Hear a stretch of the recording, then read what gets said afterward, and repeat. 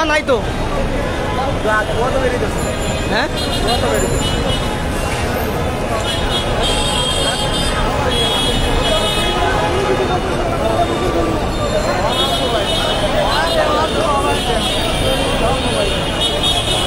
কই ধোয়া?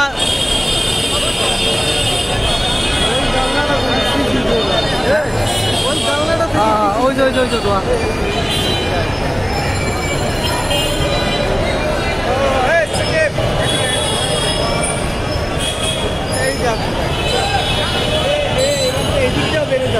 এদিকে আগে বেড়েছে, এই পাশে আর ওই পাশে, দুই পাশে, বুঝছেন?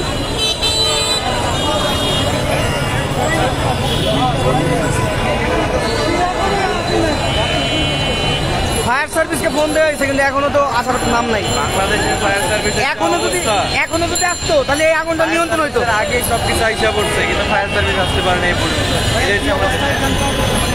অবস্থা মনে করতেছে আমাদের বাংলাদেশের ফায়ার সার্ভিসের অবস্থা আগুন লাগার পরে আসবে। বাংলাদেশের সময় যেরকম হইতো যে মনে করেন টাইম করে পরে পর্যন্ত সেম টাইম হচ্ছে আগুন শেষ হবে তারপরে ফায়ার সার্ভিস অনেক আগে করবে হয়েছে। এখন আগুন আগুন লাগার পরে এখনো সহনশীল ছিল, বুঝছেন? ফায়ার সার্ভিসকে ফোন দিছে, এখনো সহনশীল ছিল। যদি আসতো তাহলে অবশ্যই আগুন নেভানো যেত, কিন্তু যেহেতু এখনো আসতেছে না, এটা বড় আকার ধারণ করতে পারে। যদি এখন এই টাইমে আসতো তাহলে এটা নিয়ন্ত্রণ করা যেত।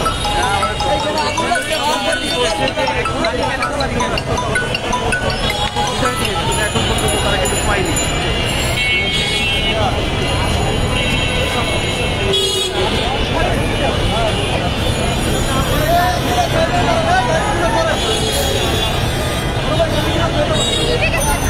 মালিবাগ মোড় হোসাব টাওয়ারে আমরা দেখতে পাচ্ছি যে আগুন লাগছে। অনেক আগে ফায়ার সার্ভিসকে ডাকা হয়েছে কিন্তু এখনও ফায়ার সার্ভিসে কোনো লোক না আসায় এটা খুবই ভয়ের কারণ। এখন অল্প অবস্থায় আছে, কিন্তু যদি বেশি বেড়ে যায় তাহলে ভয়ঙ্কর একটা অবস্থা ধারণ করতে পারে। তো সেই হিসেবে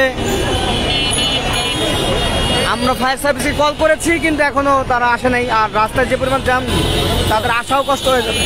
তো সেই হিসেবে দেখা যাচ্ছে যে হোসাব এখন যেটা দেখতেছি আমরা 10 মিনিট পরে কিন্তু যদি এইভাবে চলতে থাকে তাহলে আগুন ব্যাপক আকার ধারণ করবে। এই আগুন নেভানো খুবই কষ্ট হয়ে যাবে। এখন একটু ধোঁয়া উঠতেছে কিন্তু